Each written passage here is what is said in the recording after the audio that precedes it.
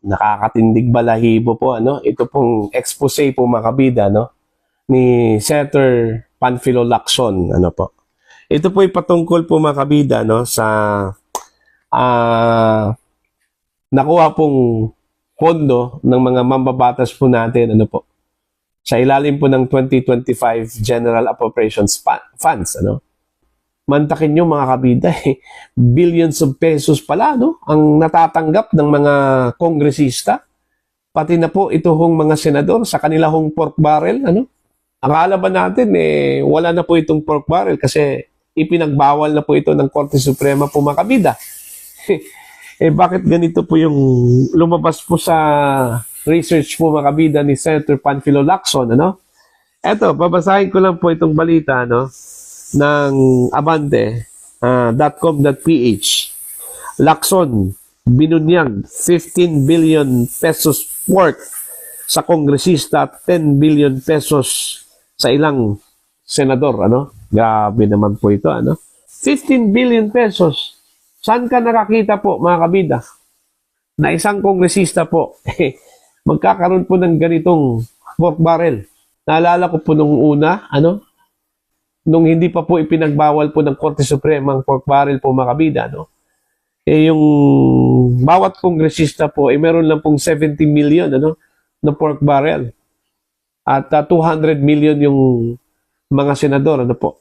Ito, billions of pesos na po yung pinag-usapan po natin, ano, mga kabida. Ito, babasahin ko lang po itong balita, no, ng Abante. Isiniwalat ni Senador Panfilo Ping Lacson ang umano'y bilyon-bilyong pork barrel na napunta sa ilang mambabatas.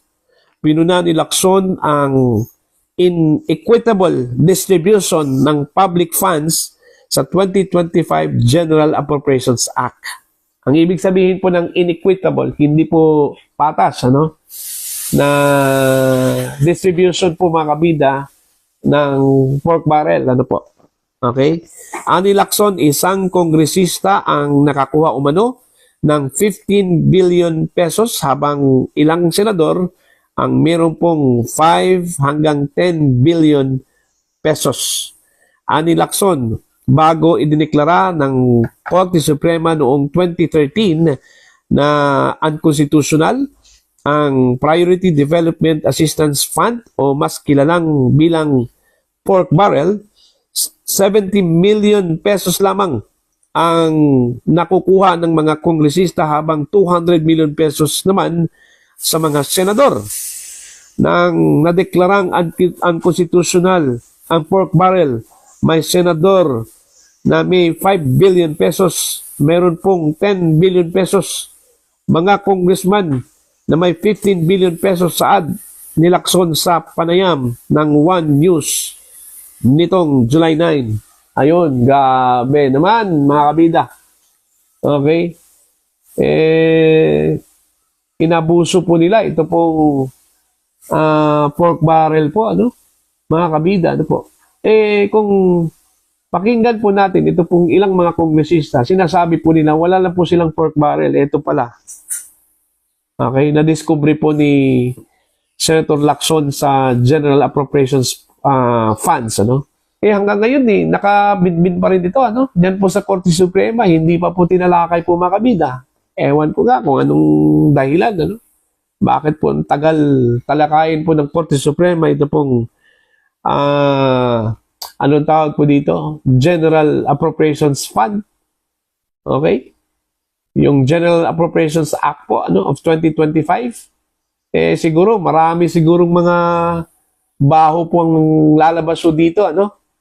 Kung ito po ay tatalakayin po, ano, ng Korte Suprema, mga kabida. Ito na po. Isa po sa mga sumingaw, mga kabida, base po sa research ni Senator Panfilo Lacson, ito pong billions of pesos na pork barrel ng mga mambabatas po natin. Hindi po sila nahiya dito. Ganito kalaki yung halaga po nila o ganito kalaki yung halaga po ng pork barrel po nila, no? Ang tanong po dito, itong pork barrel ba na ito, napupunta ba lahat sa kanila pong mga constituents? Like for example po, ito pong 15 billion pesos na pork barrel ng kongresista. Napunta ba ito doon ho sa kanila pong mga congressional districts? Yun pong malaking tanong, Yung bang ipinamudmud nila, mga kabida, nung eleksyon sa mga tao, part ba ito sa sinasabi po ni Senador Lacson na 15 billion pesos? At saka itong mga senador, ang tanong ko din dito mga kabida, bakit ito pong mga senador na ito? Bakit pumayag po sila na 10 billion pesos lang sa kanila, Kung tutuusin, yung scope po nila, mas malawak Nationwide yung scope nila Samantala, ito hong mga kongresista po, congressional lang po yan. Bakit po sila pumayag na 10 billion lang po yun sa kanila o 5 billion lang po yun sa kanila? Pero itong mga kongresista na ito, 15 billion pesos, mga kabida. Yun yung malaking tanong. Ibig sabihin ho ba na pinikit lang po nila yung kanila pong mata during the deliberation po ng budget, Kasi alam po nila na 15 billion pesos Kasi kung pagbabatayan po natin yung research po ni Senator Panfilo Lacson, may 15 billion pesos yung kongresista Samantala sa kanila, from 5 billion to 10 billion lang po, bakit hindi po sila umimik po doon? Okay, bakit hindi po sila umalma, mga kabida? Kung totoo po yung sinabi po ni Senator Panfilo Lacson, Okay? Yun yung nakakagulat po, Nakakatindig balahibo po, Kasi napakalaki po yun, Imagine, billions na po yung pinag-usapan po natin dito na pork barrel po, kung tutuusin po, pinagbawal na po yan mga kabida, ng Korte Suprema dahil unconstitutional po daw yan, Bakit hanggang ngayon, meron pong ganun? So sila-sila lang talaga yung gumagawa po ng sarili nilang batas po mga kabida, Kasi pinayagan po nila yung pork barrel na meron po silang pork barrel ang sabi po ng Korte Suprema, unconstitutional po yan. Bakit meron po silang pork barrel? Yun yung malaking tanong po, mga kabida. So yan yung pork barrel na yan, dapat meron pong pagsisiyasat po kung lahat ba yan napunta doon ho sa kanila pong distrito, sa panig po ng House of Representatives, at sa panig po ng mga senador. Kung ito pong 5 to 10 billion pesos napunta po yan ba sa mga proyekto po nila, po? Wala bang ibinulsa po dyan? Yun yung malaking tanong, mga kabida. So, para po sa inyo, ano po yung tingin ho dito? Kasi para sa akin, too much na po, Okay? Kaya nga, siguro, totoo yung sinabi po ng mga kritiko dito sa 2025 national budget na ito daw ang pinakakurap na budget sa kasaysayan daw ng budget po ng Pilipinas, At in fact, isa na po dito si Lacson ang nagsabi po mga kabida na ito po yung pinakakurap na budget. Ito hong 2025 national budget po mga kabida o General Appropriations Act, kailangan na pong talakayin po ito, ng Korte Suprema. Huwag na pong patagalin po ito, Kasi baka po, pag maumpisahan po itong itakel, mga kabida, ubos na po yung budget na ito, So, paano po?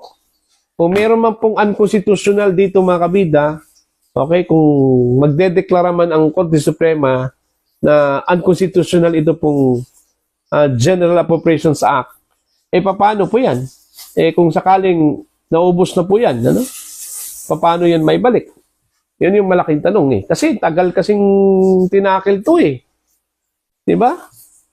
Hindi po binigyan ng priority po, Kung tutuusin, priority dapat ito.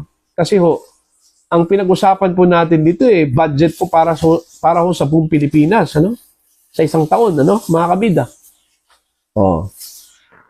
Diba? Sus, Ginoo. Nakakagulat talaga, Itong pong expose po ni Senator Panfilo Lacson po, mga kabida. So, para po sa inyo, ano po ang inyong tingin ho dito? nagmamalabis ba itong mga mababatas po natin? Porque sila yung gumagawa po ng batas, nagmamalabis po, ano, mga kabida? Please comment down. Sa mga hindi pa po subscriber sa aking channel, please subscribe. Just click the subscribe button, click the notification bell, click all para updated po kayo mga kabida sa aking mga uploads. Maraming salamat po sa inyo lahat.